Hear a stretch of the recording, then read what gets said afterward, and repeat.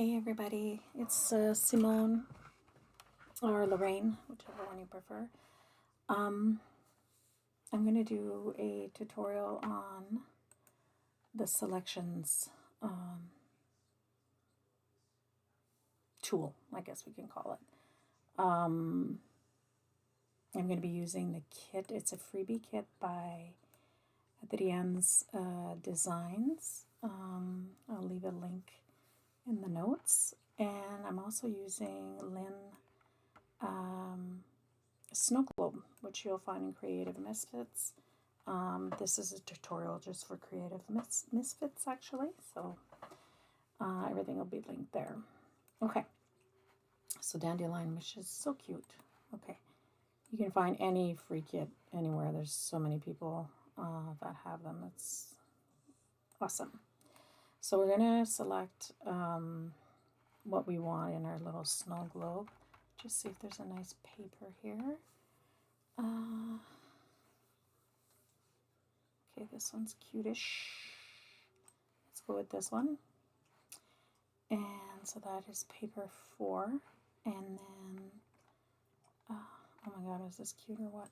What's this thing? This is element 82. And I really think this is cute as well.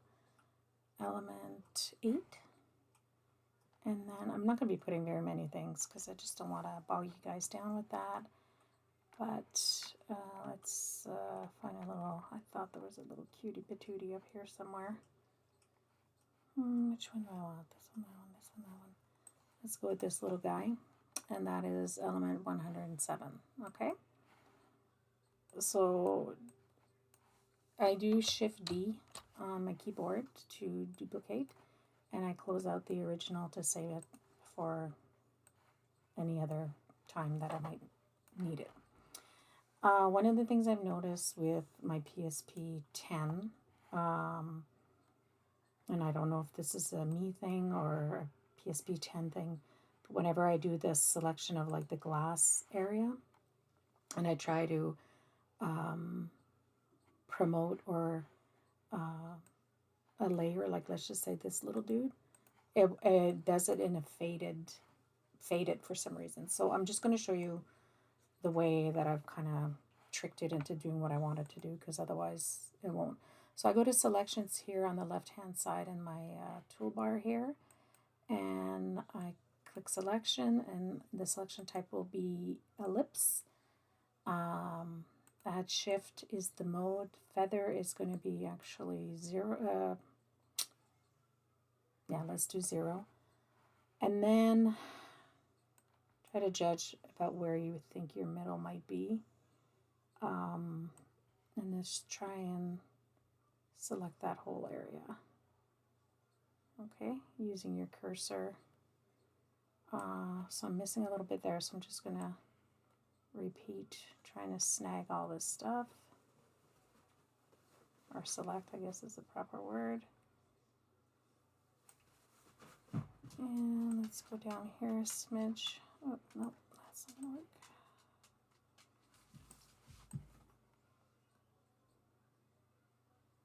Okay, and then I'm up here I'm missing a little bit, so let's see if I can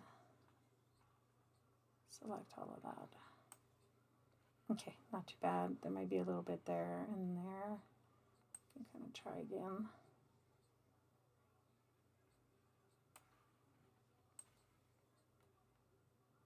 Okay, so I feel like I've got enough there.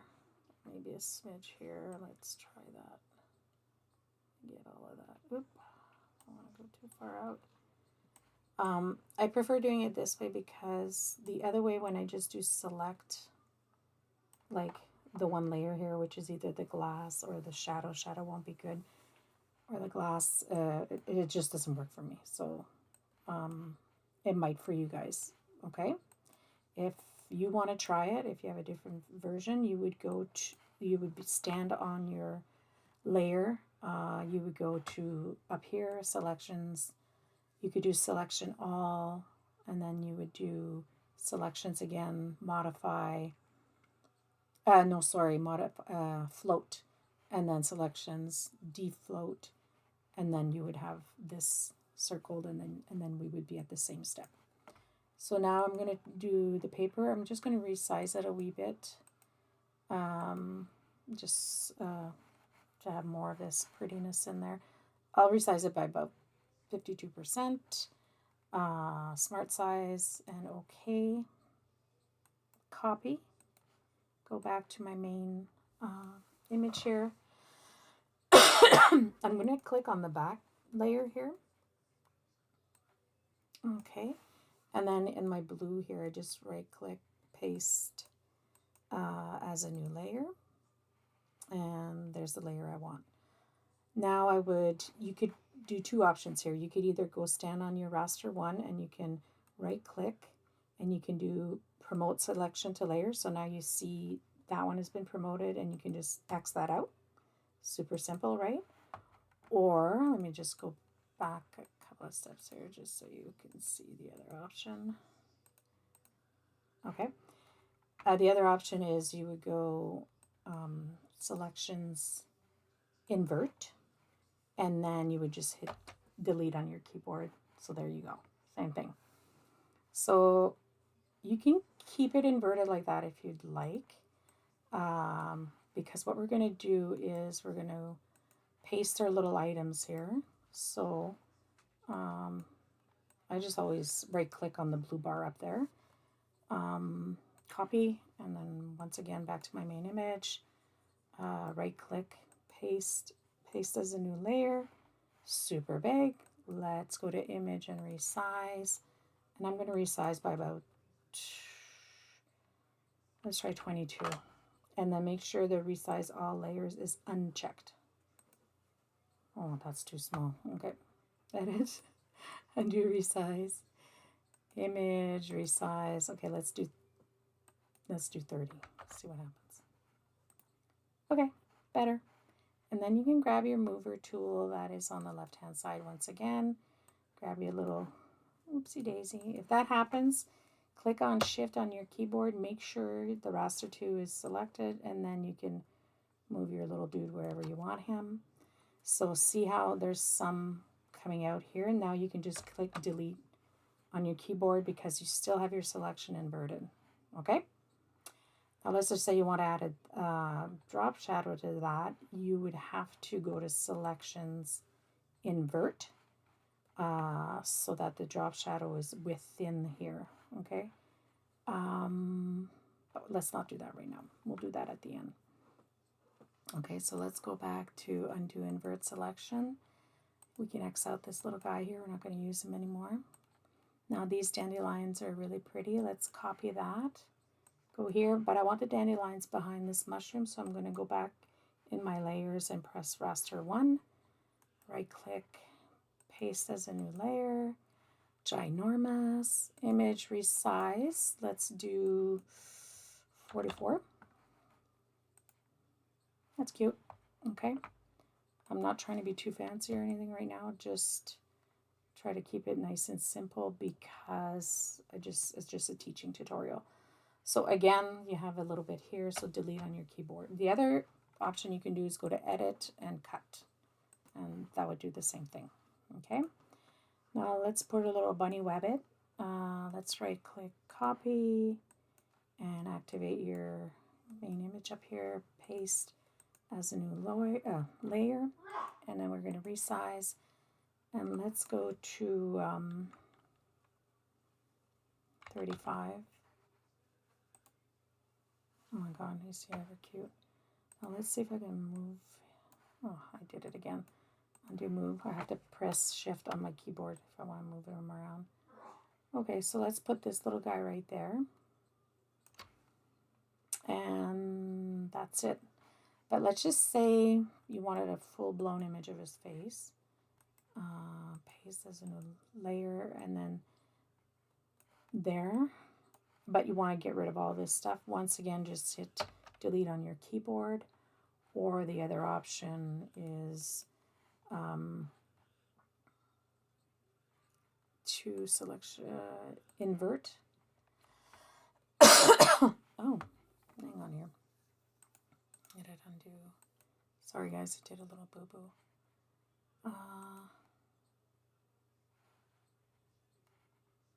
Selections, invert. The other option, okay, so go on your raster 5. I don't know what it would be for you if you've put more elements than me, but on the rabbit layer, right click, and you can promote layer, so you'll see its own, then you can X out that big thing, the big rabbit, okay?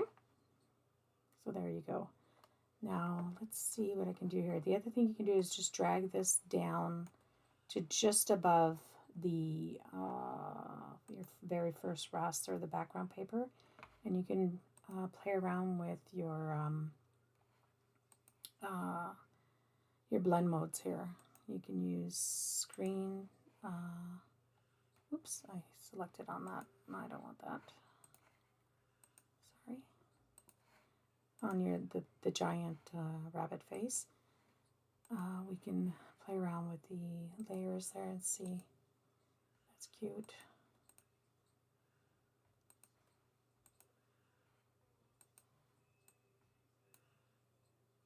You can do hard. Just decrease a little bit. Okay, so I'm just going to see what happens if I merge down. Yeah, I merged that down to there. Okay, so that is how you contain everything within your globe. Okay, now you can, now let's just say you want to add some drop shadows. You'd have to, the thing with if it's selected, then you may have an issue, but I think since I deleted all, it should be all right. Let me click on the little mushroom, go to Effects, Plugins 1, Impact, Perspective Shadow.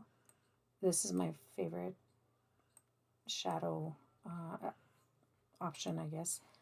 So I'm just going to toss my box a bit that way. Let's give it a bit of a blur. Also a bit of a fade out. I don't like it when it's too high up, so I just nick that down a little bit. Let's see. Yeah, cute. And then let's go on our little wee bunny.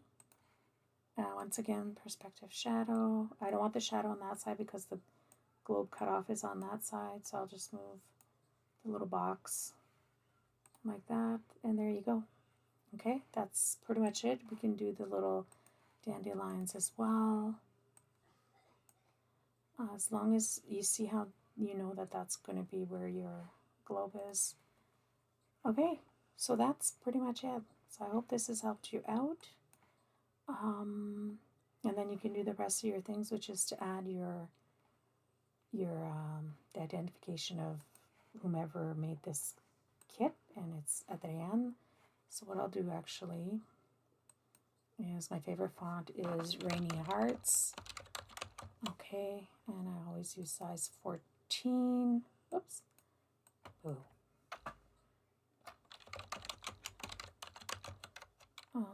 14. I'll use black as my color. Make sure I'm at the top layer, and then just click in here somewhere and write AI scrap kit. Whoops.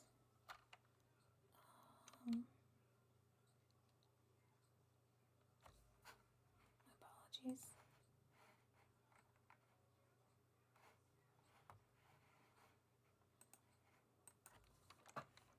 AI.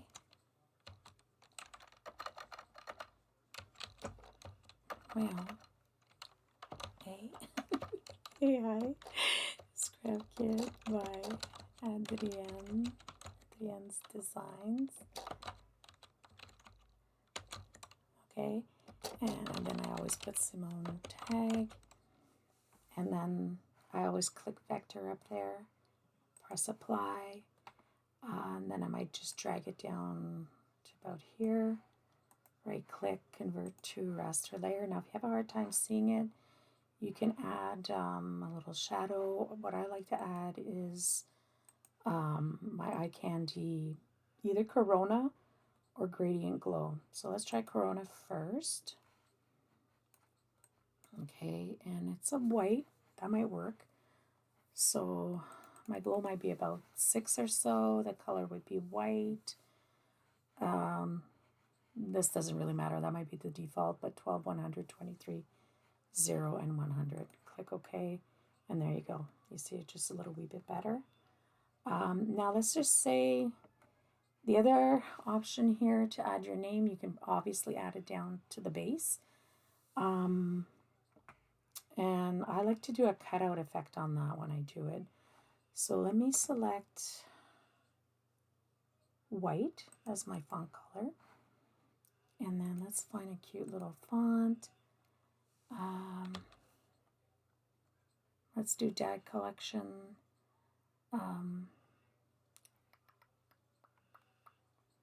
Let's do Dad Collection 1.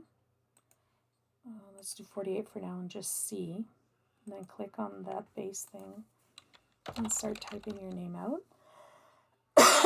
If you find it too small, all I do is highlight my name inside the text box, and then I might go to 80, and then, yeah, that's better.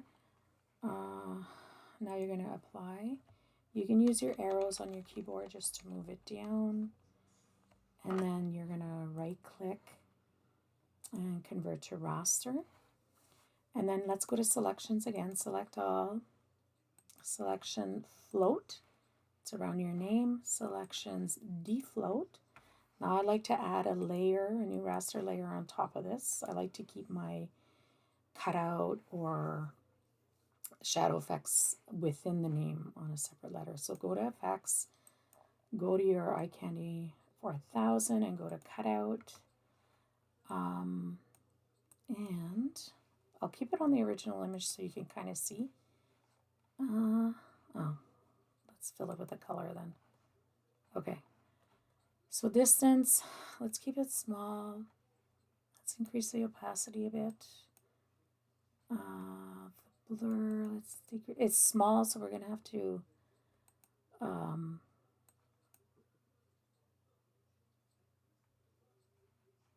so about there. That might make it look pop out instead of cut out. But so make sure your selection is transparent, and then click OK, and go to selections none. So it's kind of looks like it's popping out, eh? Let's see what happens if we put a small drop shadow. I use Alien Skin Candy 5 Impact Perspective Shadow. And let's bring that down. A